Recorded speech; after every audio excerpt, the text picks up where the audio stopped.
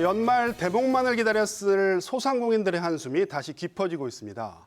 한동안 잠잠했던 코로나19가 다시 급격하게 증가한 탓인데요. 모임 외출을 자제하자는 사회 분위기에 이러지도 저러지도 못하고 있는 소상공인들. 현실은 씁쓸함을 넘어 암울하기까지 합니다. 오늘 KBS 생생토론에서는 코로나19 최근 발생 현황을 좀 짚어보고요. 얼어붙은 지역 경제를 살리기 위한 대책은 무엇이 있는지 전반적인 이야기 나눠보도록 하겠습니다.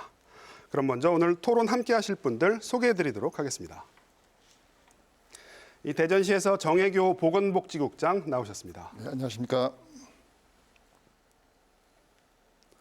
충남연구원 박만기 경제동향분석센터장 자리 함께했습니다. 안녕하십니까. 다음으로 인피니티 투자자문 김형선 연구위원 나오셨습니다. 안녕하십니까. 마지막으로 서산시 소상공인연합회 김문익 회장 자리하셨습니다. 안녕하십니까. 본격적인 토론에 앞서서 저희가 영상을 준비했는데요. 영상 보시고 이야기 이어가겠습니다. 음식점과 카페, 노래 연습장 등에 대한 야간 점검이 이뤄집니다. 밤 10시까지 매장 영업시간을 지키는지 확인하는 겁니다.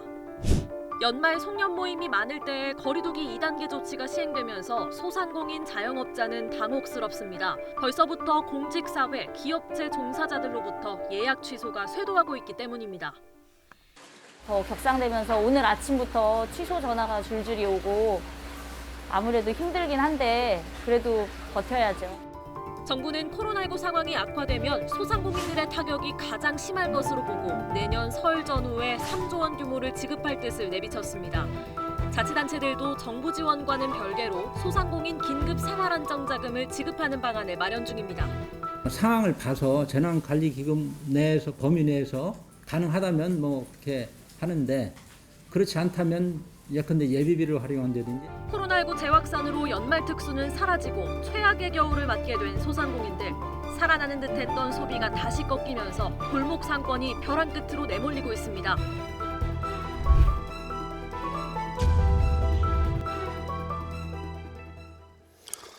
네, 먼저 국장님께 좀 여쭤볼게요. 네. 많이 바쁘시죠? 예, 바쁩니다. 어제 저희도 보도를 접하고 깜짝 놀랐는데 유성구에서도 이제 확진자가 맞습니다. 나왔습니다. 예. 어제 그 유성구청의 간부 공무원이 네네. 그 새벽에 확진됐습니다. 네네. 확진이 돼서 저희도 깜짝 놀랐죠. 왜냐하면은 공무원 사회는 다른 조직보다도 더 이렇게 반수치를 잘 지키는 조직인데 네. 간부 공무원이 확진됨으로 인해 가지고 당연히 신속하게 저희가 전체 공무원 그리고 구청에 종사하시는 분들이 계십니다. 네네. 그래서 880명 정도를 아침 9시부터 검사를 해서 네. 계속 이제 결과가 나오는데 하루 종일 긴장의 연속이었던 것이 뭐냐면 검사 결과가 순차적으로 나오거든요. 네네. 그래서 처음에 음성 나왔다 해서 안도를 하고 점점 음성이 많아지고 마지막 최종적으로 전원 다 음성이 나왔습니다. 네네. 그래서 제가 참 기적 같은 일이다. 네. 저희들은 상당히 긴장을 했었는데 한편으로는 다행스럽고 또 한편으로는 하루 동안 구청이 폐쇄됨으로 인해 가지고 네. 시민들한테 불편을 끼쳐드리는 것은 참 송구스럽습니다. 아마 행정 오늘 이제 서비스도, 정상화 예, 되었습니다. 오늘은 구청은. 지금 유성구청 얘기 잠깐 해주셨는데 사실 충청권 대전 마찬가지입니다만 최근의 동향을 보면 거의 일평균 확진자 수가 30명 이상 나오는 그렇습니다. 것 같거든요. 최근에 이 우리 지역의 코로나19 동향 좀 말씀해 주시죠. 지금 제 생각으로는 코로나19가 우리나라에 처초 환자가 나온 이후로 가장 큰 위기라고 보입니다. 네네. 최근에 보면은 전국적으로 거의 600명대 후반대가 네. 계속 유지를 하고 있고 좀처럼 떨어지지 않고 있고요. 또 충청권 같은 경우는 하루 평균 35명 정도가 나옵니다. 네. 충북에서도 계속 15명 내외가 나오고 있고 또 충남에서도 10명 넘게, 대전 같은 경우는 한 8명 정도.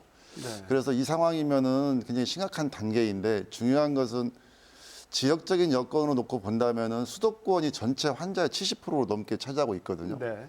그러니까 수도권이 좀 안정화돼야 지방까지 안정화되는데 지금 수도권 쪽이 지금 안정화가 안 되고 있다 보니까 이것이 언제까지 갈지는 저희도 네네. 상당히 이제 예측하기 어렵고 예. 이제 긴장을 하고 있는 거죠. 예. 비근한 예로 최근에 우리 지역에서 나온 관평동의 이제 음식점에서 두 번에 걸쳐서 한 65명 정도가 나왔는데 저희가 추적을 해보니까 결국 그것도 수도권 쪽에서 이제 그렇죠. 감염이 된 예. 케이스로 밝혀졌거든요. 그리고 여러 가지 놓고 본다면 수도권이 안정화시키는 것이 예. 현재로서는 전국적으로 가장 큰 현안상이 아닌가 이렇게 생각합니다. 3차 대유행을 막기 위해서는 수도권을 방어하는 게 급선무다. 예. 사실 저희가 이번 주 월요일부터인가요? 거리두기 2단계에 들어갔습니다. 거리두기 네, 2단계에 들어갔는데 회장님, 서산은 거리두기 2단계 좀 일찍 들어갔었죠. 실제로 지금 서산 같은 경우도 뭐 밤에 사람이 없다고 저희가 얘기를 듣고 있는데요. 네네. 실제 이 소상공인들 입장에서 뭐 제가 요즘에 나가봐도 밤거리가 썰렁한 것 같습니다. 예, 예. 실제 네네. 요즘 분위기가 좀 어떤지. 예. 그냥 뭐 그 한마디로 죽을 맛이죠. 죽을 맛이고 예, 예. 뭐 이미 좀 연말 특수를 좀 노려가지고 많은 음식들이나 아니면 네. 많은 그런 모임들 향해서 우리가 매출을 좀 기대를 하고 있었는데 그게 전혀 없어지는 상태고요. 네. 지금 뭐 저녁거리 이렇게 해서 시민분들께서도 나가 보셔도 네. 이미 인적을 찾아보기도 힘들 정도고 영상에서도 지금 나오지 네, 않고, 네. 않고 있잖아요. 네, 그 네. 굉장히 지금 힘든 상태고 밤 9시 이후에는 매장이 거의 다 불이 꺼져서 네. 예, 일반 카페는 이제 매출은 제로. 그다음에 대형 프랜차이즈 카페는 뭐 배달 영업이나 뭐 이런 거를 실행을 하고 있는데 일반 소상공인들의 카페들은 전혀 그런 거를 실행할 수 없을 정도로 그렇죠. 예, 굉장히 지금 매출이 예. 그냥 영원인 상태로 계속 네. 버티고만 있는 상태입니다. 네. 참 소상공인분들은 지금 상황을 버티는 것 자체가 힘들다고 봐도 뭐 틀릴 것 같지가 않은데요. 국장님, 뭐 지금 전망을 뭐 내놓기는 굉장히 조심스럽습니다. 여쭤보는 저도 조심스러운데요. 이 지금 같은 상황은 언제까지쯤 지속이 될 거라고 보세요? 일단 저희가 사회적 거리 둔기를 뭐 1단계, 1.5단계, 2단계 상승을 하지 않습니까? 네, 상황이 네. 안 좋을수록. 네, 근데 이 거리두기 효과가 발생하려면은 보통 10일에서 12일 정도 지나야 그런 효과가 발생한다고 합니다. 네, 네. 최근에 수도권에서 1.5단계로 가고 또 2단계로 가고 하면서 1.5단계 효과가 별로 없었습니다. 네, 네. 2단계로 갔어도 아직 효과가 나타나지 않아가지고 부득이하게 수도권에서는 12월 1일부터 2.5단계로 했는데 따지고 보면은 이번 주말 다음 주 초까지 전국적인 발생 현황을 좀 봐야 될 필요가 있고요. 네, 네. 우리 지역 같은 경우는 12월 1일부터 2단계를 적용하고 있는데 네, 네. 이 효과를 더 보려면 저희가 좀 더 지켜봐야 될 것 같습니다. 그래서 당분간은 어떻게 보면 좀 어려움이 좀 계속 지속될 확률이 굉장히 높지 않은가라고 보고 있고 네. 이제 우리 대전시 같은 경우는 2.5단계로 가는 것은 좀 막아야 되지 않겠냐는 것이 네. 지금 2단계도 굉장히 힘들어하는데 2.5단계라 가면 더욱더 힘들고 고통스럽거든요. 그래서 네, 네. 우리 방역 당국에서 최대한 1.5단계, 2단계로서 막으려고 지금 최선을 지금 다 하고 있습니다. 네. 이 질문은 좀 저희 센터장님께 드리겠습니다. 그 뭐 지금 현 사태를 분석하는 방안은 뭐 여러 가지가 있는데요. 일각에서는 이런 얘기도 나옵니다. 차라리 우리 3단계로 올리자. 그래서 짧고 굵게 코로나를 종식시키고 뭐 3단계로 가면 뭐 소상공인 분들은 완전히 어려우시겠죠. 짧고 굵게 끝내고 다시 아예 일상으로 돌아가는 게 어떠냐 이런 의견도 나오거든요. 그 의견에 대해서는 어떻게 보세요? 상당히 좀 어려운 질문을 네, 벌써 네, 네. 하셨습니다. 제가 갑자기 왜냐하면 돌발 질문을 드렸나요? 예, 제가 그 질병 쪽에서는 제가 이제 전공한 사람이 아니기 네, 때문에 네, 네. 감히 이제 말씀드리기는 사실 좀 오히려 저 국장님께서 말씀하시기 좀 더 나은 것 같은데요. 네, 네. 어떻든 지금 상당히 심각한 거는 사실인 것 같습니다. 네, 여러 네. 부분에서 뭐 저희들이 지금 3단계가 나오기 전까지만 해도 10월, 11월 같은 경우에 이제 혼조세에서 생산이나 특히 우리 뭐 수출은 큰 사실 문제가 충남 중심으로 별 문제는 없습니다. 그러나 충남은 수출은 예, 이상이 예, 없다. 네, 네. 근데 아무래도 내수 쪽에서는 이제 소상공인이나 자영업 쪽에서 큰 문제가 지금 발생하고 있어서요. 네, 네.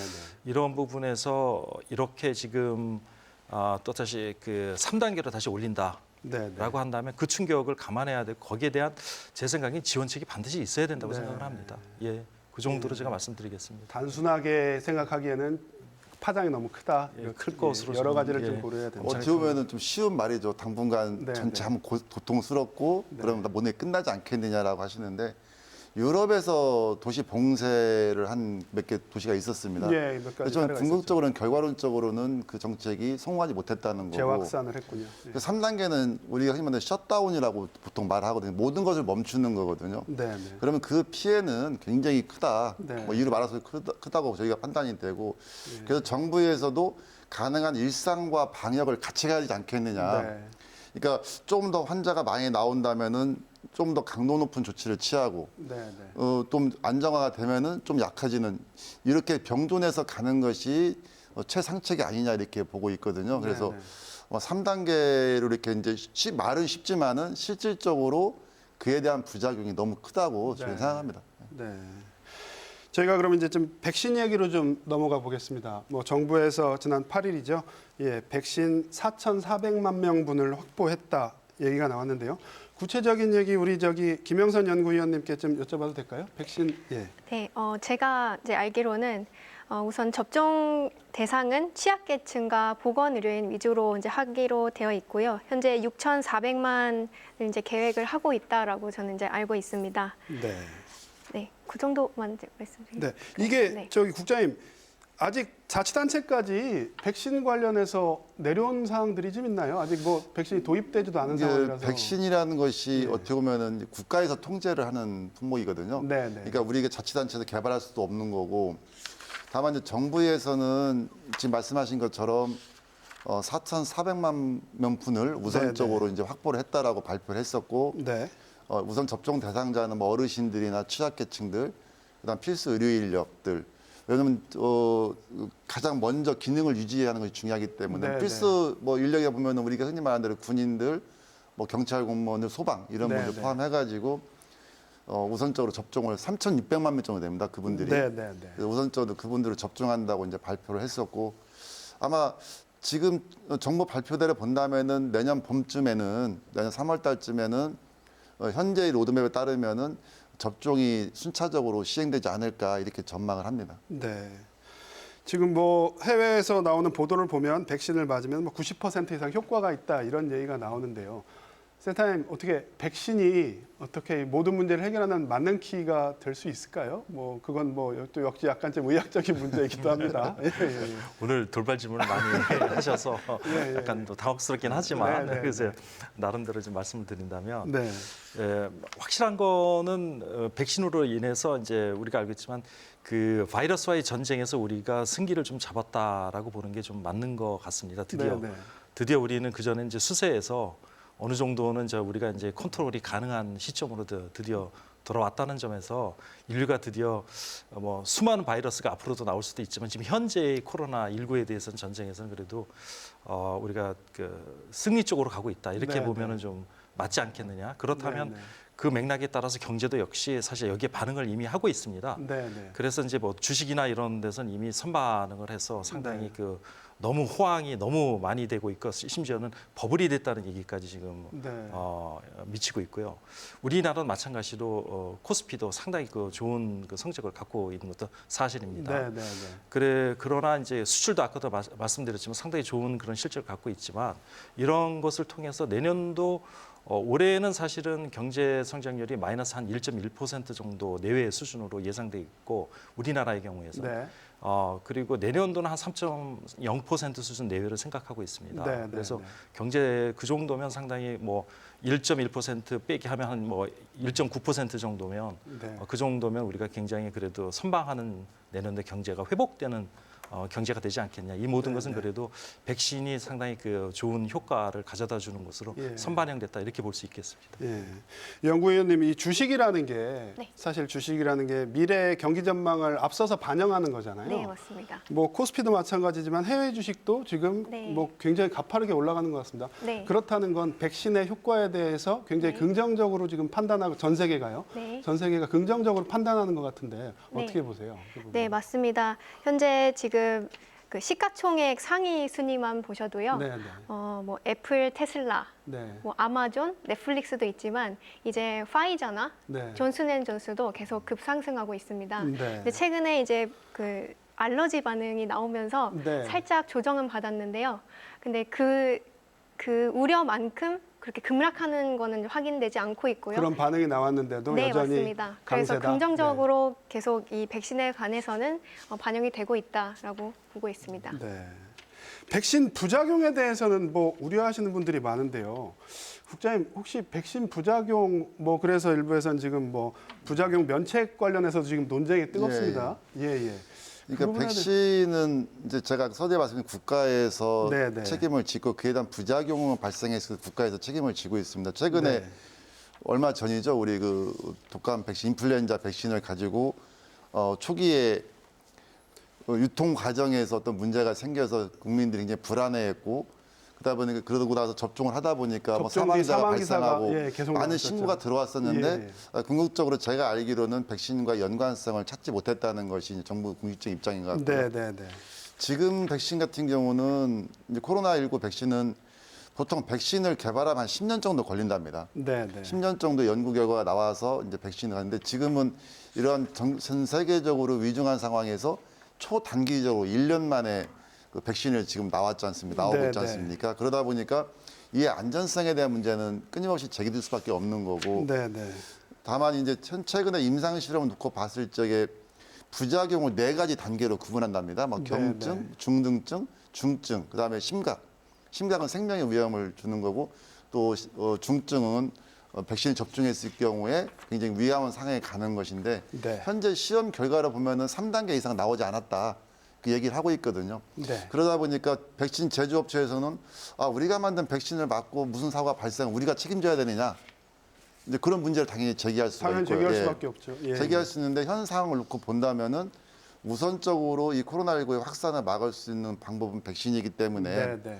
그래서 그 제조사에 대한 책임은 묻지 않고 네, 네. 그에 대한 책임은 국가가 지겠다라는 것이 뭐 세계 이제 공통적으로 다른 나라들도 네. 그렇게 수용을 하고 있는 걸로 이렇게 알고 있습니다. 예.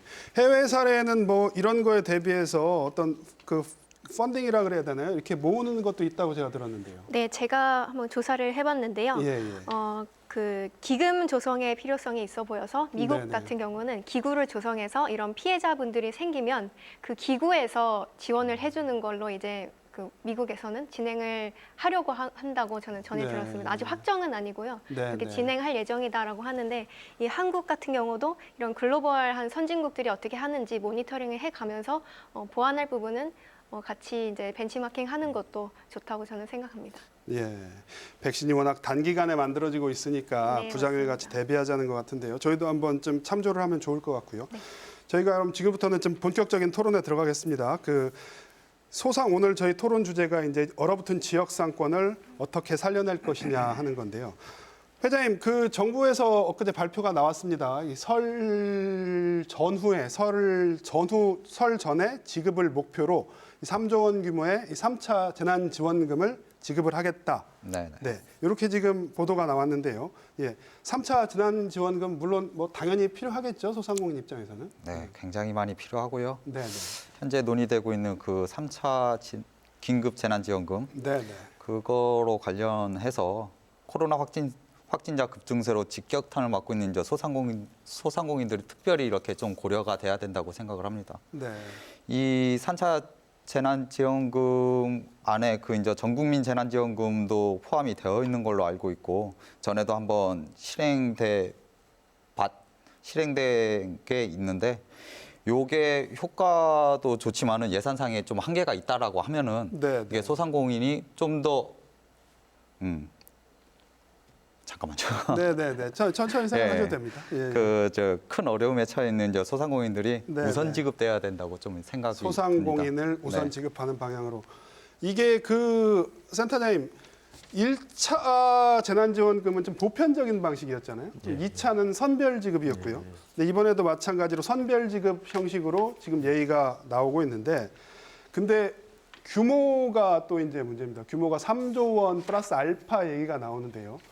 3조 원 플러스 알파 가지고 이 지금의 이 위기 극복에 얼마만큼 도움이 되겠느냐. 뭐 심지어는 이거 언발에 오줌 누기 되는 거 아니냐. 뭐 이런 얘기까지 나오고 있는데요. 예, 이 부분에 대해서는 어떻게 보세요? 아무래도 전국적 규모에서 3조라고 한다면 네, 네. 전국이 17개 시도가 있는데 큰 규모라고 볼 수는 없을 겁니다. 네, 네. 근데 무엇보다도 이것은 아마 그 재정 여력하고 좀 상관을 지금 짓고 있는 것 같습니다. 네, 네. 우리가 올해 같은 경우에서 상당량의 그 정부 재정 지출이 코로나19로 인해서 늘어남에 따라 네. 그것이 수많은 국가 채무로 이제 증가함에 있어서 다음 세대에 계속 부담이 되는 이런 여러 가지 문제점이 있으니까 네, 네. 아무래도 이거에 대한 그 부담을 좀 감안을 해서 네, 네. 어떤 부분에서 규모는 드려야 되지만은 규모를 마음껏 늘리지 못하는 그러한 문제점이 있어서 3조 규모로 있는데 예.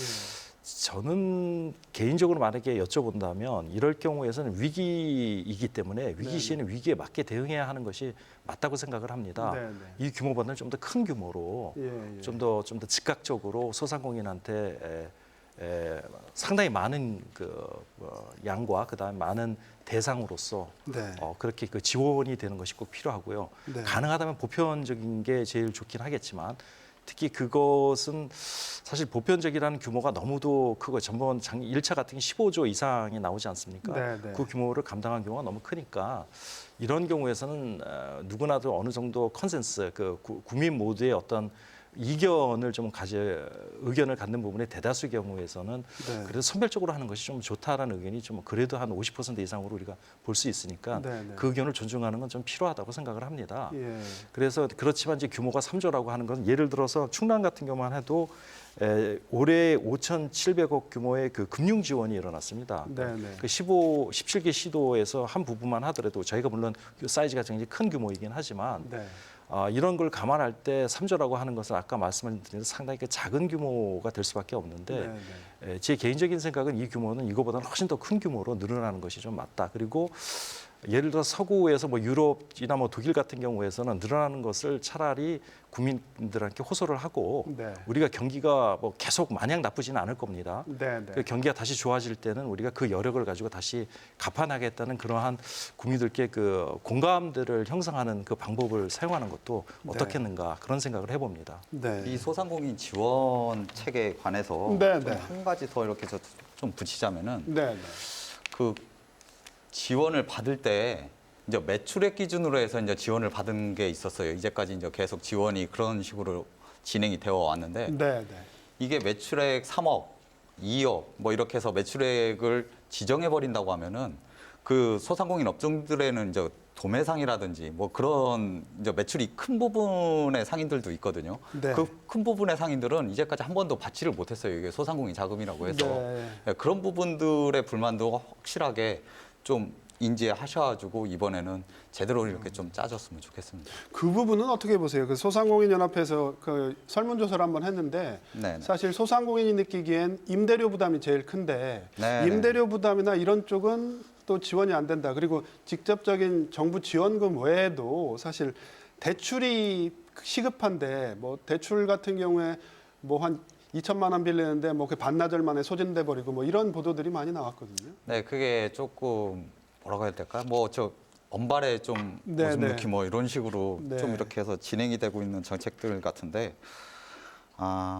충분하게 이게 좀 생각을 해서 이게 네, 다른 네. 사람들이 상대적으로 피해를 안 받게 이게 소상공인진흥공단에서 지금 그 2천만 원을 시행을 한 부분이거든요. 네네. 그 2천만 원을 그 반나절 만에 끝난다. 근데 거기에 대해서 제대로 된 홍보라든지 그런 게 한 개도 안 됐거든요. 아 홍보가 부족했다. 네네네. 네. 몰라서 못 받은 분들도 많이 계십니다. 네, 그럼요. 지금도 아마 모르시는 분들도 계실 거예요. 예, 그런 게 있었나 싶을 정도로. 예. 그런데 그걸 알아도 전화해도 아니면 인터넷에 지금 서버에 접속을 해도 서버 접속이 안 됐던 부분이니까는 그런 부분들이 굉장히 미흡하게 진행이 되면서 여러 가지로 이제 박탈감까지 느껴지는 그런 상황이 네. 진행됐습니다. 이렇게 보면 지금, 재정은 이제 그 한정이 되어 있고 어떻게 보면은 모든 분들이 이제 어려움을 겪고 있지 않습니까? 네, 어려움을 네. 겪고 그래서 처음에 선별적이냐 보편적이냐에 대한 이제 그 논란은 뭐 지금도 아마 진행 중에 있는 걸로 알고 이게 있습니다. 지금 정치적인 논란으로 번져버렸어요. 예, 근데 다만 이게 속도에 대한 문제인 것 같아요.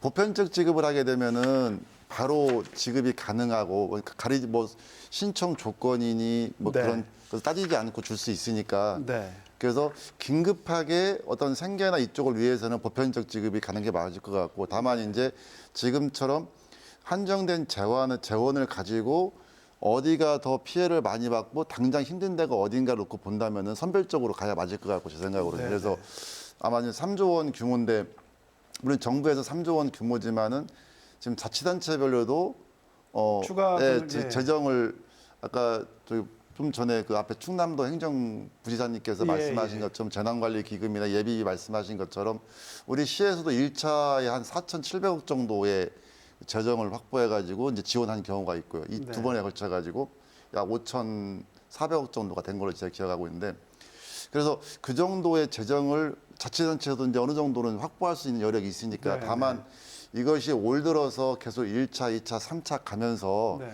지방 재정도 지금 이제 거의 여유가 지금 없어진 편이지 않습니까? 네, 네. 그러다 보니까 이번에 정부에서 3조 원 규모의 재정을 확보해서 아마 12월 안으로 발표를 할 것 같아요. 어떤 대상자고 이런 것들이. 네. 그래서 그 과정을 아마 지금 논의 중에 있는 것 같고 네. 제가 봐서 좀 합리적인 결정이 이제 필요하다라고 보고 있고 또 다 자치단체에서 나름대로 지역별 약간 특색이 있을 겁니다. 예를 들어서 대전같이 서비스업이나 이런 분들이 이런 업종들이 많은 지역과 또 그렇지 않은 지역의 차이점이 있기 때문에 뭐 저희들 같은 경우는 그 부분들에 대해서 처음에는 우리 집합 금지 쉽게 영업을 못해가지고 문을 못 여는 업종들에 대해서 우선적으로 먼저 저희들이 지원을 했었고 네. 두 번째로는 아까 말씀드린 대로 소득이 감소한 그러니까 매출을 기준 놓고 봤을 때 매출이 감소한 부분에 대해서 좀 보충해줬고 그다음에 지금 말씀하신 것처럼 회장님께 말씀하신 것처럼 일정 규모 이하를 하다 보니까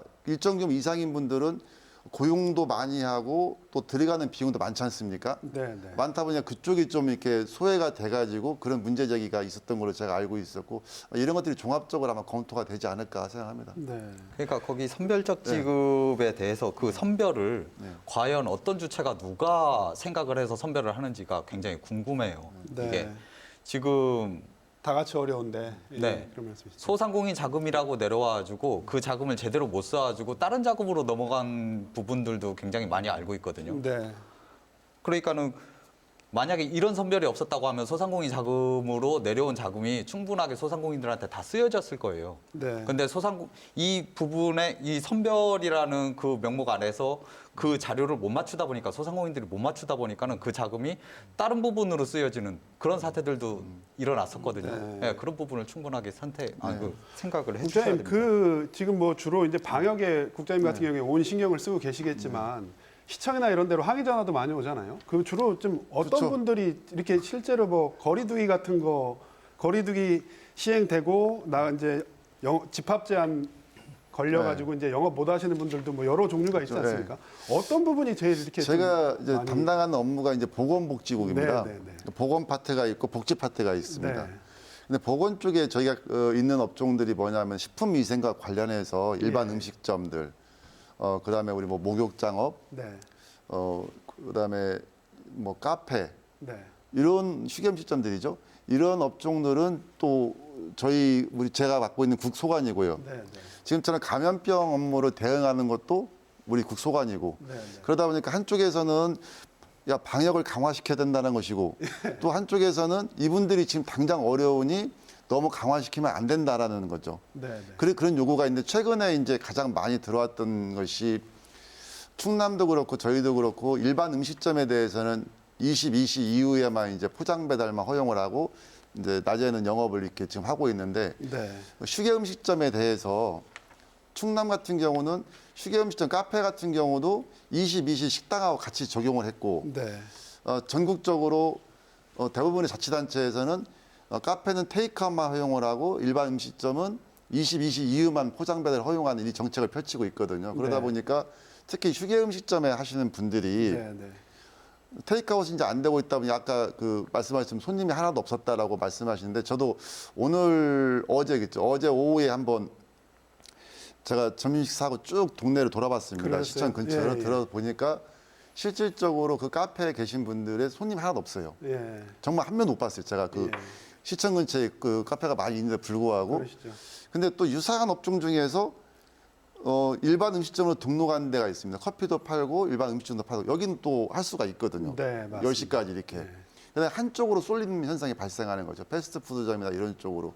그래서 최근에 받은 전화 중에서는 그 전화가 좀 가장 많이 예. 이제 항의 전화가 들어와서 어떻게 보면은 좀 더 이런 면에서는 좀 더 조정할 필요가 있지 않느냐. 네. 철저하게 방역 수칙을 지키면서 어느 정도는 좀 이게 영업을 할 수 있게 만들어주는 것이 우리가 해야 할 일이 아닌가라는 생각을 갖고 있고 그 부분에 대해서 저희도 지금 고민을 하고 있습니다.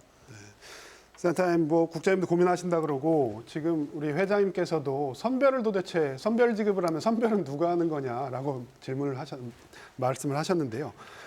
재난지원금 정부가 이제 지급을 할 때 어떤 점에 제일 좀 주안점을 두고 지급해야 되나고 보십니까? 저는 그 전번 방송에도 한번 그런 말씀을 좀 드린 것 같은데요. 네, 네. 제일 중요한 건 속도입니다. 일단은 속도다. 속도인데, 예, 예. 근데 문제는 그 모순이 있습니다. 선별 작업이 들어가게 되면 속도를 낼 수가 없습니다. 그렇겠네요. 그러니까 이제 독일이나 이제 유럽 같은 경우에는 어떻게 했냐, 먼저 선지급을 해버립니다. 그러니까 국민들을 믿고 예를 들어서 그 직업군에 대해서 먼저 선지급을 하고 나중에 그거를 해명하게 소명을 하는 그런 방법을 씁니다. 그러니까 네. 국민과 그 다음에 이제 정부와의 어떤 신뢰가 어느 정도 있다고 믿고 네, 네. 그 비용들을 무슨 자기 주머니 개인적으로 쓰는 것이 아니라 진정하게 쓴다는 그런 신뢰가 있기 때문에 네. 먼저 지급을 뭐 몇 백만 원이 됐든 200만 원이 됐든 300만 원이 됐든 먼저 네. 그 해당되는 것을 지급을 하고 난 다음에 나중에 소명을 하는 네. 그런 방법도 우리가 나중에 한번 좀 속도 부분에서 좀 고민할 네. 필요가. 근데 지금 같은 시스템에서는 아마 그 설 연휴라고 하는데 이제 그거를 하기 위해서 공무원들도 밤을 새워야 되고 많은 네, 부분들이 소상공인들도 그렇고 거기에 관여하는 뭐 진흥공단도 그렇고 거기에 그 신용 그 보증재단도 그렇고 이런 많은 분들이 사실 엄청나게 많은 업무가 과부하가 걸릴 것은 뭐 불을 보듯 뻔한 것입니다. 네. 그럼에도 불구하고 제때 그것이 지급될 수 있느냐, 그것 참 쉽지 않은 문제가 제가 생길 거라고 그렇게 예상할 네. 수가 있습니다. 네. 예. 회장님, 그럼 반대로요. 소상공인 입장에서는요. 정부가 뭐 재난지원금뿐만 아니라 정부 대책, 지금 소상공인 입장에서 가장 시급하고 필요한 정부 대책은 이러이러한 것들이 있다. 뭐 이렇게 좀 소상공인 입장에서 좀 말씀을 해주신다면 뭐가 제일 좀 급합니까? 이게 현재 소상공인들이 가장 어렵다고 생각하는 점이 네, 네.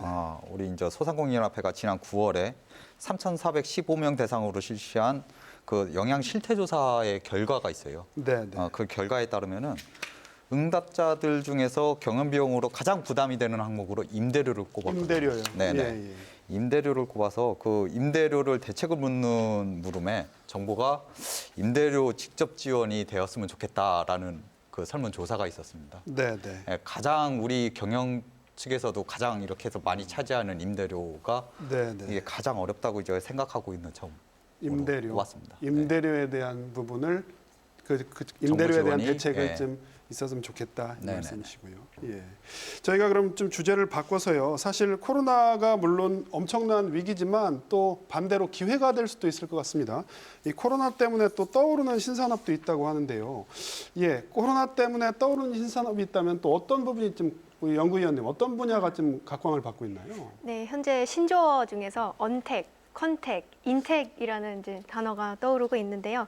먼저 최근에 언택으로 이제 수혜를 봤던 기업들 중에서는 화상 회의를 하는 줌비디오 뭐 이런 회사들이나 아니면 이 OTT 스트리밍 서비스를 하는 넷플릭스, 네. 뭐 디즈니 같은 경우가 있고요. 또 집에 머무는 시간이 많아지면서 이 인테리어 교체 수요도 같이 또 높아졌습니다. 그러면서 이제 그런 온라인 매매를 하는 뭐 아마존 같은 플랫폼 기업들이 지금 주목을 받고 있고요. 인테리어 제품을 온라인으로 매매하는. 맞습니다. 네, 네, 네. 네, 그리고 이제 컨택 사업 중에서도 이제 또 패러다임을 바꾸면서 또 성장하는 산업들이 있는데요. 대표적으로 또 요즘 주목받고 있는 BTS, 그러니까 네, 엔터테인먼트 산업들이 기존에는 그 참석해서 콘서트를 하는 패러다임이었다면 네. 현재는 온라인으로 유튜브를 통해서 또 콘서트를 진행하고 있습니다. 네, 네. 그거 말고도 이제 뭐 광고 같은 경우도 디지털화 시키고 있고요. 그런 식으로 기존의 컨택 산업들이었는데도 패러다임을 바꾸면서 또 새로 성장하는 산업들도 있습니다. 네. 네.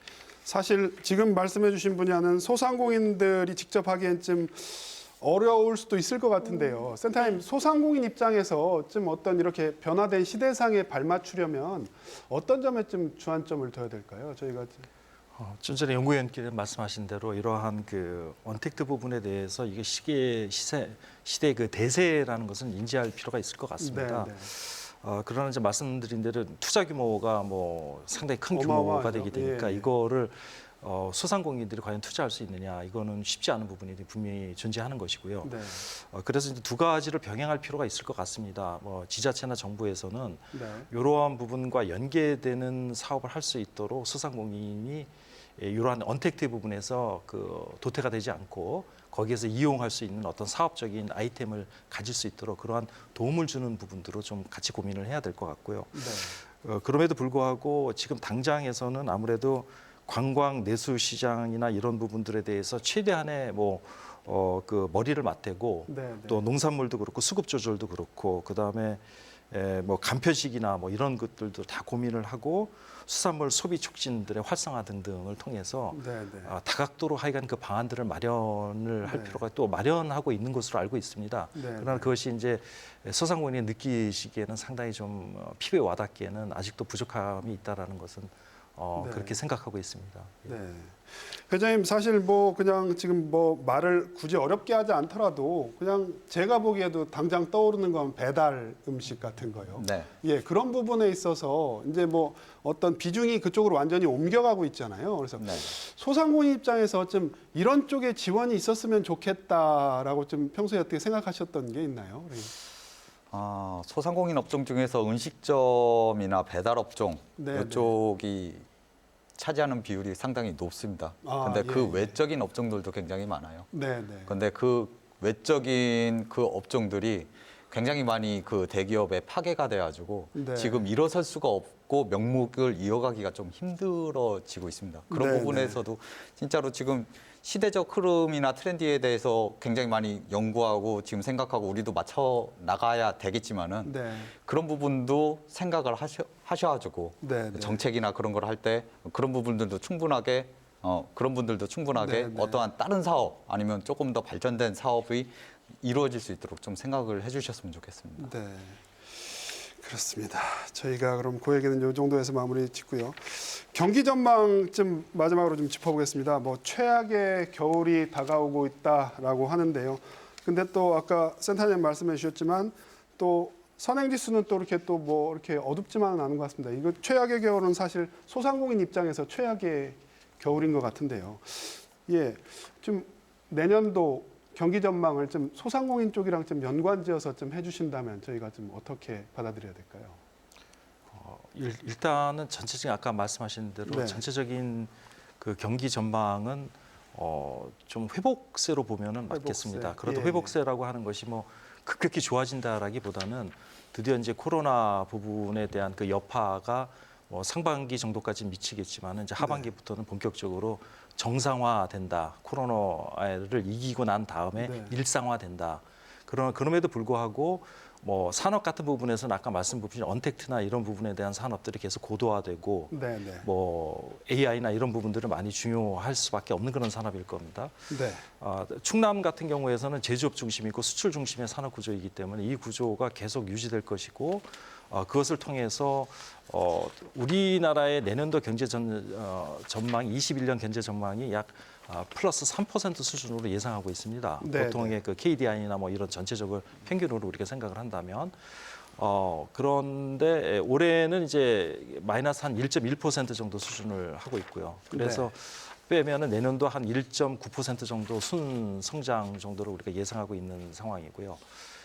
세계 같은 경우에서도 올해가 마이너스 4.4%의 그 역성장을 보통 예상하고 있고 반면에 내년도는 한 5.0에서 5.2%인데 그걸 네. 뺀다면은 뭐 한 0.6%, 1% 사실 순성장으로 보면은 이제 보통 정상화된다 이렇게 보시면 될 것 같습니다. 네, 네. 이제 이거와 마찬가지로 이러한 경제 부분에서는 숫자는 굉장히 좋은 숫자지만 실제로는 인재 정상화되는 거로 보는 게 맞고요. 그걸 보통 이제 기저 효과라고 보통 이제 얘기들 하고 있지 않습니까? 네, 네. 근데 소상공인도 여기에 이제 맞추어서 제 생각엔 그렇습니다. 지금과 같은 비가 올 때는 그 비를 좀 맞는데 좀 피해 있어야 되는 것이 맞지 않겠느냐. 네, 그러니까 네. 이 굉장히 힘든 시기를 어떻든 간에 벗어나는 것이 그것이 최선책이지 않느냐. 네. 그래서 정부와 지자체가 도움을 좀 주셔야 될 것 같고요. 네. 그 도움을 받고 또 소상공인들 그것을 잘 헤어나가야만 그것이 좀 다시 정상화하는데 같이 발걸음을 같이 보조를 맞출 수 있지 않겠느냐. 그럼에도 불구하고 좀 현실은 그렇게 좋지는 않습니다. 전체적으로 네, 네. 보면은 소상공인들 중에서 많은 부분들이 아마 폐업을 할 것으로도 예상돼 있고요. 네, 네. 그래서 그분들에 대한 어떤 복지 정책도 다시 가담을 해야 될 것 같고요. 네, 네. 그것을 통해서 소상공인께서 하여간 지금처럼 우리가 좀 구조적인 문제는 사실 있습니다. 왜냐하면 우리나라의 그 자영업자나 소상공인들이 사실은 세계에 비하면 그 비율들이 지금 한 500만 정도 보통 내외로 하는데 뭐 경제 규모가 우리보다 훨씬 더 큰데도 우리보다도 500만 정도의 그 자영업이 존재하는 경우가 많지가 않습니다. 네. 그러니까 이것은 다른 얘기로 한다면 우리가 제도권에서 일자리를 못 찾기 때문에 그것을 자영업자에서 그 소상공인이나 이 구조에서 네. 자기가 그 생계형 그 소상공인들이 훨씬 더 많기 때문에 네. 이걸 구조적으로 어떻게 바꿔야 되는 것은 정부와 그리고 지자체 그리고 모두의 그 고민이 꼭 필요한 시점이라고 생각을 합니다. 네. 좀 구조적인 문제에 대해서 네, 좀. KDI 제가 자료를 보니까 KDI 12월의 경제 동향을 놓고 본다면은 네, 네. 그 제조업에서 우리가 BSIS인가 그 전망을 놓고 봤을 예, 적에 경기 전망 지수요. 점점 이렇게 11월 달에 가서 좀 회복하는 예. 그 우리 대전시 같은 경우도 중기부 거 분석을 해보면은 그 84.2로 되거든요. BSI가요. 네, 네, 네. 근데 이게 전국 평균이 80인데 우리가 한 4 정도가 높습니다. 대전은 좀 예, 높군요. 점점 예. 회복세가 있는데 아마 이것은 11월 달 같은 경우는 10월 말 11월 초쯤에 이 코로나19 상황과 굉장히 밀접한 것 같습니다. 네. 우리 대전시도 좀 안정적인 기조를 유지했었고 또 정부에서도 11월 초에 코리아 페스타하고 대전 같은 경우 온통 대전을 또 25%까지 캐시백하는 그런 정책을 펼치면서 좀 상승을 했었는데 네. 최근에 보면은 11월 그 마지막 자리에 보면은 대전 지역의 소상공인 매출액이 15% 감소했다 이렇게 나옵니다. 그 주에. 네, 네. 그 얘기는 뭐냐면 다시 또 전국적으로 이 코로나19 확산이 되다 보니까 네. 지금까지 어려움을 참고 오시면서 약간 이제 숨을 쉬려고 11월 달에 좀 반짝이 가고 있는 와중에 지금 제 3차 팬데믹이 온 것이 아닌가. 네. 그렇다면은 정부 입장에서도 가능한 한 이 팬데믹을 빨리 정지를 시켜야 네, 네. 저지를 시켜야만 다시 경제하고 밀접하게 연관되니까 그래서 네. 총력을 이제 기울이는 걸로 저희가 지금 하고 있는데 네. 일단은 11월까지 나온 지표로 보면은 좀 더 호전적이다 좋은 지표라고 볼 수 있지만은 예. 현 상황을 놓고 다시 또 12월 걸 놓고 본다면은 아마 12월 말 가서 내년 초쯤에 가면은 결과를 놓고 본다면은 예. 좀 어려운 좀 어두운 지표가 나올 확률도 어두운 지표가 있지 않을까 생각합니다. 연구위원님 반면에 뭐 지금 어두운 지표가 나올 가능성은 있다고 하셨는데 뭐 세계적인 경기 전망은 굉장히 밝습니다. 네, 예. 맞습니다. 그 글로벌 금융업계 전망을 보면요. 먼저 블랙록 같은 경우는 주택, 자동차, 소재, 기술업종 등이 향후에 이제 높은 성장률을 보일 것이라고 전망하고 있고요. 또 이제 그 골드만삭스 같은 경우는 전기차 시장이 예상보다 빠르게 성장하고 있다라고 전망하고 있고요. 네. 또 마지막으로 JP모건 같은 경우는 내년에 신흥국 이제 한국 포함한 이제 신흥국 증시 같은 경우에는 최대 20%까지 주가가 상승할 수 있다라고 전망했습니다. 네. 이게 어떻게 보면 이것도 일종의 양극화인가요? 글로벌 경기는 좋아지는데 소상공인은 더 어려워지는. 그렇게 볼 수 있죠. 그렇게도 볼 수 있을 것 같은데요. 그러면 단기적인 지표하고 좀 장기적인 지표를 네. 놓고 본다면은 지금 코로나 백신 개발 소식이 들리고 벌써 접종을 시작했다는 얘기가 들리면은 내년 1, 4분기까지는 좀 어려움이 있겠지만은 그동안에 움츠렸던 것이 펼칠 수 있는 장기적으로 놓고 봤을 적에는 네, 네. 그렇게 아마 이제 전망이 될 것 같고 네. 다만 단기적으로 놓고 봤을 적에는 이 12월 한 달은 정말 혹독한 겨울이 되지 않을까라는 그런 우려를 하고 있습니다. 네. 저희가 저희가 좀 또 예. 예의 좀 주시해야 할 부분이 있는 게 주식이 지금 호황인데 네. 사실은 그 꽤 한 1년 전서부터 사실 경고음은 계속 올리고 있습니다. 네, 네. 이것이 뭐냐면 펀더멘탈이나 이런 부분에서 튼튼한 것을 받쳐주지 않는 상태에서 네. 쉽게 이제 우리 중앙은행들에서 돈을 많이 풀어서 돈이 몰려서 유동성이 주식들이 풍부해서. 네, 네. 올라가서 그렇다면 이것이 버블이라면 항상 버블은 이제 꺼질 가능성이 항상 있다는 문제를 항상 네. 야기시키지 않습니까? 그래서 어떤 전문가들은 사실은 비관적인 전문가들은 2년이나 3년 후에는 굉장히 주식이 대폭락이 올 수도 있다라는 경고음이 있습니다. 그래서 이런 것들 모두 다 사실은 좀 조심해서 볼 필요가 조심해서 있다고 그럴 생각합니다. 필요도 있다. 저희가 이제 토론을 좀 마무리할 시간이 되세요. 마지막으로 12월 혹독한 겨울이 될 거다라고 해주셨는데 이 혹독한 겨울을 나기 위한 생존 전략 어떤 것들이 가장 중요한지 우리 저기 센터장님부터 한 30초씩만 좀 마무리 발언을 좀 부탁드려도 될까요? 예. 예, 소상공인과 그 자영업분들은 이 어려운 위기 시에서 정부의 지원금을 잘 또 받고 또 잘 버텨내셔서 내년도에는 그 새로운 그 각오로서 그 새로운 희망찬 그런 새해에 다시 그 재기를 하고 또 성공하시기를 그렇게 간절히 바라겠습니다. 네. 감사합니다. 네, 국장님. 예. 예, 보면은 우리가 그 대전 같은 경우는 3번의 고비가 있었습니다. 코로나19와 관련해서 지금 4번째 고비입니다. 현 시점이 네. 전국적으로는 3번째 팬데믹이지만은요. 또 해외에서는 코로나 백신이 개발됐다는 희망적인 소식도 들리고 있고 네.